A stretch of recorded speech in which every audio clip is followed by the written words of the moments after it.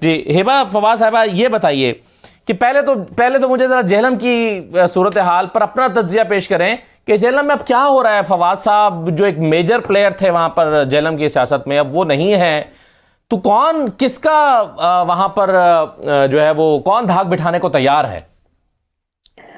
بسم اللہ الرحمن الرحیم. سب سے پہلی بات یہ ہے کہ جی ہم نے اپنی طرف سے، میں نے اور فواد صاحب نے دونوں نے بہت کوشش کی کہ اگر کسی صورت ان کو نااہلی کا سامنا ہوتا ہے تو پھر انہوں نے فیصلہ کیا کہ میں ان کی جگہ پہ پیپر نامینیشنز جمع کراؤں ایز اے کورنگ کینڈیڈیٹ. لیکن انفارچونیٹلی ہمیں سازش کے تحت الیکشن لڑنے دیا ہی نہیں گیا. آپ کو پتہ ہے لیول پلینگ فیلڈ ہمیں ملی ہی نہیں.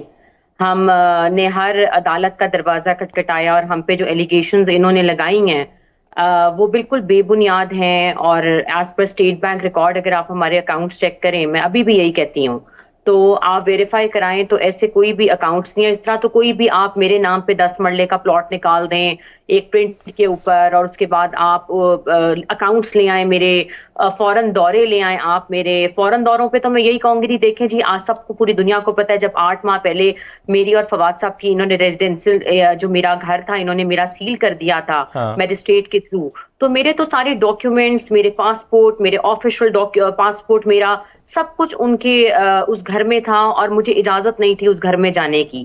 تو یہ قبضہ جو تھا پی ڈبلیو ڈی کے پاس گیا تھا. 20 سے 25 اہلکار پولیس کے میرے گھر کے اندر داخل ہوئے ہوئے تھے. میرا سامان سارا پڑا ہوا تھا.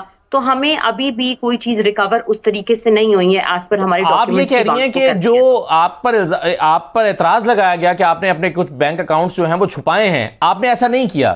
کوئی بینک اکاؤنٹس نہیں چھپائے؟ میں نے ایسا نہیں کیا جی. میرے سارے بینک اکاؤنٹس جو ہیں، آپ میرے 3 سال کی وہ نکال لیجئے F B R record tax returns, اس کے اندر بالکل موجود ہیں. میں ابھی بھی کلیم کرتی ہوں کہ انہوں نے جو میرے مائکرو فائنانس کے 3 اکاؤنٹس دیے ہیں اور فواد صاحب کے، میں نے آج تک کبھی بھی مائکرو فائنانس اکاؤنٹس نہ کھلوائے نہ یوز کیے. اور جو اسٹیٹ بینک ریکارڈ لایا ہے as per I D card میں اپنا نام HIDA. فواز صحیح ہے، مگر فواد چوہدری صاحب کے کاغذات تو جی اچھا چلے. میں ایک چیز آپ کے سامنے اور رکھنا چاہتا ہوں، وہ یہ کہ یہ جو عام طور پر یہ والی شکایات ہیں، کاغذات مسترد ہونا، کوئی بہانہ بنا کے مسترد کر دینا، یہ چیزیں عام طور پہ ہو رہی ہیں پی ٹی آئی کے لوگوں کے ساتھ. اب آپ کا یا فواد صاحب کا تعلق تو پی ٹی آئی کے ساتھ اس طرح سے نہیں ہے، آپ نے ظاہر ہے کئی مہینے ہو گئے اس پر، تو پھر آپ کو آپ کی سمجھ کے مطابق کیوں نشانہ بنایا گیا ہے؟ آپ کا تو تعلق نہیں ہے پی ٹی آئی سے. مجھے نہیں سمجھ آیا، لیکن آپ کو پتہ ہے کہ فواد صاحب کو جو ابھی کسٹڈی میں انہوں نے لیا ہوا ہے، وہ سارے جو مقدمات ہیں وہ سارے پی ٹی آئی سے منسلک ہوتے ہیں. چاہے وہ پارٹی میں ہیں ان کی یا نہیں ہے، یہ فیصلہ وہی آپ کو بتائیں گے. انہوں نے آئی پی پی جوائن کی ہے نہیں کی ہے، یہ ٹوٹلی اینڈ سوللی ان کا فیصلہ ہے. لیکن ابھی بھی آپ دیکھیں جو آج بھی ان کی پیشی تھی، سننے میں یہی آ رہا ہے کہ ان کو لاہور کے 9 مئی کے مقدمے میں نامینیٹ بھی کر دیا انہوں نے، اور کچھ میں یہ اشتہاری میں، جبکہ وہ لاہور میں موجود ہی نہیں تھے. میرے پاس ان کی ویڈیو ہیں، وہ اسلام آباد ہائی کورٹ میں موجود تھے اس وقت جب یہاں پہ خان صاحب کو زیر حراست لیا گیا تھا، اور وہ گرفتار بھی ان کی سپریم کورٹ سے ہوئے تھے. تو میرے خیال سے جی یہ پورا پلان ہے. اور رہ گئی ہمارے جیلم کی بات پہ، میں نے جیلم ضرور وزٹ کرنا ہے جی. میں اپنے حلقے کے ساتھ کھڑی ہوں جب تک فواد صاحب حراست میں ہیں. ہم اپنے دھڑوں کے ساتھ بھی کھڑے ہیں، لیکن ہم نے الیکشن کا بائیکاٹ اسی لیے ہے کہ جب آپ کو لیول پلینگ فیلڈ ہی نہیں دی جا رہی تو وہاں پہ پھر کس حوالے سے ہم جا کے الیکشن لڑیں.